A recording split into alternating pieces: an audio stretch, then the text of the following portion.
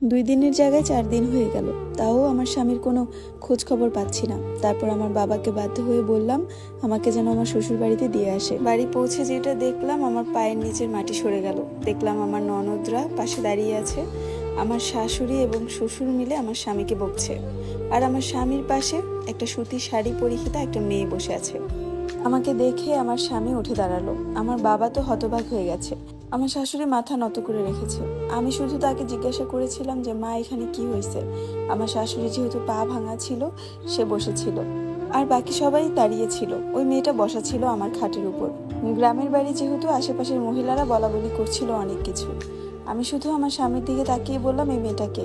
ও আমাকে বলল যে আমি তোমাকে সব বুঝিয়ে বলছি, তুমি একটু বসো। কিন্তু আমি কোনোভাবেই বসতে পারছিলাম না। আমার মনে আগে থেকে জানা দিচ্ছিল যে কিছু তো একটা হয়েছে। মেয়েটার দিকে তাকিয়ে বললাম, ওকে। মেয়েটা নিচের দিকে তাকিয়ে আছে, উপরে তাকাচ্ছেই না। আমি আমার স্বামীকে জিজ্ঞাসা করার পর সে বলল যে সে আমার কাছে সবকিছু বলবে, কিন্তু সে আমাকে কিছু বলতে পারছিল না। বলছিল যে ওর সাথে নাকি একটা বিপদে পড়ে বিয়ে হয়েছে। আমি তো সঙ্গে সঙ্গে কান্না শুরু করে দিই।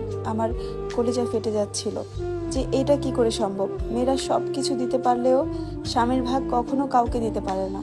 হতে পারে তার সাথে আমার প্রেম করে বিয়ে হয়নি, কিন্তু সে তো আমার স্বামী ছিল। আমার বাবা চিল্লাচিল্লি শুরু করে দিয়েছে। আমার বাবা বলল যে মেয়েকে সুখে রাখার জন্য তোমাকে এত এত টাকা দিলাম আমি, সাথে আরও দিতাম, কিন্তু এই কাজটা কেন করলা তুমি। পাশের বাড়ির মহিলারা ছিছি করছিল আর বলছিল যে ঝালকাঠি গেছিল মেয়েটার সাথে রাত কাটাতে, সেখানে যেয়ে নাকি কট খেয়ে বিয়ে হয়ে গেছে। এই কথা শোনার পর আমার লজ্জায় মাথা নিচু হয়ে গেছে। আমি আমার বাবার বাড়িতে 5 দিনও হয়নি যে গিয়েছি। তার কি এমন প্রয়োজন পড়েছে যে ঝালকাঠি যেতে হবে। আমার বাবা তো রেগে মেগে বলল যে আজকেই আমাকে নিয়ে চলে যাবে, এই সংসারে আর রাখবে না। আমি কিচ্ছু বলতে পারছিলাম না, না পারছিলাম আমার স্বামীকে বলতে, না পারছিলাম আমার বাবাকে বলতে। আমি জায়গায় স্তব্ধ হয়ে দাঁড়িয়ে পড়ি, কারণ আমার মুখ দিয়ে কথা বের হচ্ছিল না। আমার শ্বশুর সেদিন অনেক রিকোয়েস্ট করে আমার বাবাকে রাতটা রাখার চেষ্টা করে, কিন্তু আমার বাবা কোনোভাবেই রাজি হচ্ছিল না। আমার বাবা বলল যে আমি এখানে থাকবো না, আমি আমার শালীর বাড়িতে চলে যাব, কিন্তু এই বাড়িতে এক মুহূর্ত থাকবো না। আমাকে নিয়ে ওখান থেকে চলে আসে, আমরা ছোট খালার বাড়িতে চলে আসি। পুরাটা রাস্তা আমি স্তব্ধ ছিলাম। আমার মুখ দিয়ে কোনো একটা শব্দ বের হচ্ছিল না। মনে হচ্ছিল যে আমার সুখের সংসারটা এভাবে আগুন লেগে গেল। কল্পনার বাহিরে ছিল যে আমি কিছুদিনের জন্য বাবার বাড়িতে যেয়ে ফিরে এসে আমার ঘরটাকে আর পাবো না। সবচেয়ে বড় কষ্ট তো সেখানে ছিল যে কিনা আমার বাবা এত এত টাকা দিল আমার স্বামীকে। শেষমেশ এমনও কথা বলেছিল আমার বাবা যে আমার স্বামীকে বিদেশে পাঠিয়ে দিবে, সে বাংলাদেশে কিছু করতে পারবে না। তাই আমার বাবা একটা জমি বিক্রি করারও চিন্তা করেছিল, তাকে বাইরে পাঠানোর।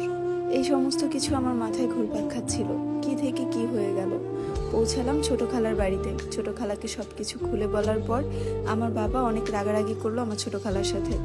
বলল যে দেখে শুনে পাত্র আনবি না, তোর আত্মীয়র বাড়ি তো কি হয়েছে, ক্যারেক্টার তো ভালো না, আরো অনেক কিছু বলেছে। এও বলেছে আমার মেয়ের জীবনটা তোরা সবাই মিলে নষ্ট করলি, তোর বোনও এটার মধ্যে জড়িত। আমার মাকে ফোন দিয়ে সবকিছু জানানো হয়েছে। আমার মা বাড়িতে বসে হাউমাউ করে কান্না করছে। সে বলছে আমি আমার মেয়েটার জীবন নিজ হাতে নষ্ট করে দিলাম। একটা মাত্র মেয়ে তো, তাই বাবা মায়ের অনেক আদরের। আমার বাবাও পর্যন্ত বসে বসে কপালে হাত দিয়ে কান্না করেছে।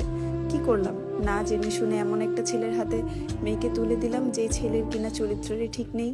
পরদিন সকালে ওই বাড়িতে বিচার বসলো। আমার ছোট খালা, ছোট খালার স্বামী, আমার খালাতো ভাই বোন, আমার বাবা, আমি সবাই মিলে আমার স্বামীর বাড়িতে গেলাম। ওখানে যাওয়ার পর বিচার বসার পর জানতে পারলাম আমার স্বামীর নাকি মেয়ের সাথে আগে থেকে সম্পর্ক ছিল, তাও আবার আমার বিয়ের আগে। কিন্তু তখন আমার স্বামীর কাছে এই মেয়েকে বিয়ে দিতে চায়নি, কারণ তখন সে বেকার ছিল, মাত্র মাস্টার্স পড়ছিল। আর আমার বিয়ের পর আমার বাবার কাছ থেকে টাকা এনে সে কোনো ব্যবসা করেনি। ব্যবসার নামে সে টাকা পয়সা উড়িয়েছে এই মেয়ের পিছনে, যাতে করে এই মেয়েকে সে হাসিল করতে পারে। যে রাতে তারা ধরা খেলো, সেই রাতে নাকি এই মেয়েকে একটা স্বর্ণের চেন কিনে দিয়েছিল আমার স্বামী। স্বামী বলতেও ঘৃণা হচ্ছে, কি করব, তার নামটা তো নেওয়া যাবে না এখন। যাই হোক, সেই রাতে পাড়া প্রতিবেশী ধরে তাদেরকে বিয়ে দিয়ে দিয়েছে। এমনও শুনেছি আমার স্বামীকে নাকি তারা ধরে মেরেছেও। কি লজ্জা, কি লজ্জা। আমি যে মেয়েকে না কখনো কারোর সাথে রিলেশনে জড়াইনি, সেই মেয়ের জীবনে এমন একটা চরিত্রহীন স্বামী পড়লো। বিচার যারা করছিল সেই চাচারা আমাকে জিজ্ঞাসা করলো যে আমি কি এই সংসার করতে চাই কিনা। আমার মুখ দিয়ে কোনো শব্দ আসছিল না।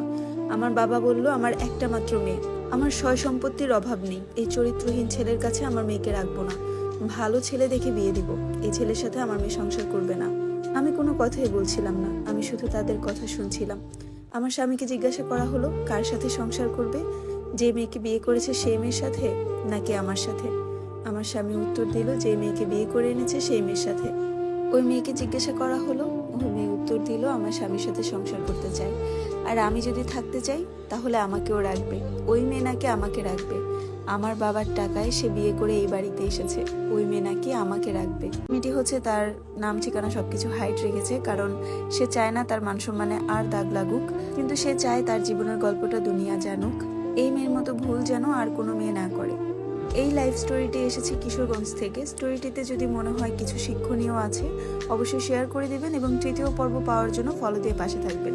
সবাই ভালো থাকবেন, সুস্থ থাকবেন। আল্লাহ হাফেজ।